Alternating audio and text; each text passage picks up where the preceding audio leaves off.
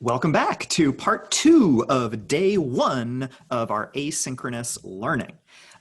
So part of STEM Marin is we do all project-based learning, which means we put all of your learning within the scope of a project. So all the learning that you're doing has a purpose.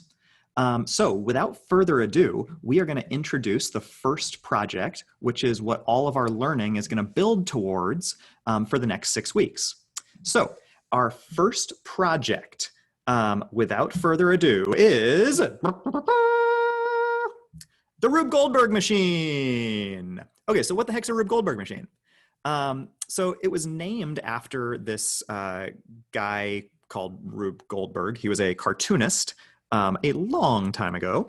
And he drew these cartoons of weird things. You can see one right here. Basically like crazy machines that have a whole bunch of steps to make a simple task happen. So let's talk a little bit about that. All right. So usually the simplest design of something is the most elegant, user-friendly, and practical. Think the iPod or iPhone. It's really simple. It is a small box. It is like white on the outside and black on the inside, and there's like one button. Boom, super easy. Elegant, user-friendly, practical. I like the ones that are still kind of like square so that this is an old SE, but it worked for me. Okay, sometimes, however, the most complex design can be a lot more fun. So we're gonna start by doing engineering the wrong way and do the most complex thing we can. We're gonna make it stupid hard. So our essential question is, what is the most complex way we can complete a task using simple machines in the manner of Rube Goldberg? Or, phrased differently, in contradiction to Occam's razor, which states that the simplest explanation or path is the correct one, and in an effort to forego all shortcuts, cheats, and efficient uses of our time, how can we take a task that is of the utmost simplicity, a job that requires no additional steps or thought, something so simple that, in deference to Geico Insurance, a caveman can do it, and utilize our knowledge of the functions and uses of simple machines, such as levers, wheels and axles, pulleys, inclined planes, wedges, and screws, as well as taking inspiration from the cartooning work predominantly credited to the great Rube Goldberg, to create a complex and labyrinthine series of steps so confusing and maze-like that most people cannot follow it clearly upon first glance, and then use this roundabout method of series of steps to, as an end product, merely result in the original simple task being completed. You see what I did there? You see, I took this essential question that was simple, and then I Rube Goldberged it into a really complex one. Yeah. Oh, by all of your laughter, I can tell that that joke was worth the hour plus that I put into it. All right. Okay, so your task is you are going to be creating a Rube Goldberg machine with your group of 3 or perhaps 4 people. Your Rube Goldberg machine are going to have a minimum of 10 steps that utilizes at least 5 of the simple machines, and we'll talk more about those simple machines later, to do any simple task. I gave you some examples: pour dog food into a bowl, turn on a light switch, raise a flag, provide a pencil to a student who has forgotten one, sound an alarm, turn off your alarm clock, or any other simple task that you can think of. As long as it is simple and kind of ridiculous, I'm into it. Okay, you'll be presenting this working machine at a public engineering presentation night on dates still to be determined. Because of our remote schedule, I'd said Tuesday, October 8th, but we're going to play with that just a little bit, so hold your horses on that one. It'll be sometime in early October. You'll also need to turn in a description of all of the steps in your Rube Goldberg machine and all of the physics within each step. This can be a written document, poster, presentation, etc. Be creative.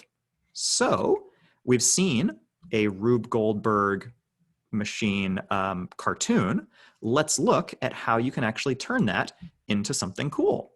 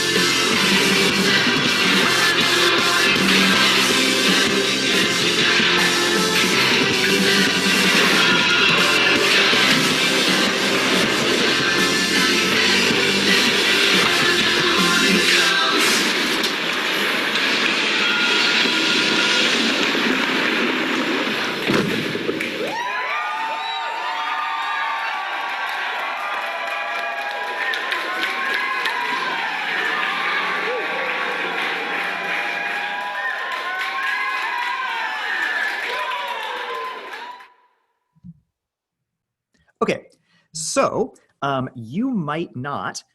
Oh, you guys ready to put that? Not that easy. Ah, stop it! Stop it! This sentence is.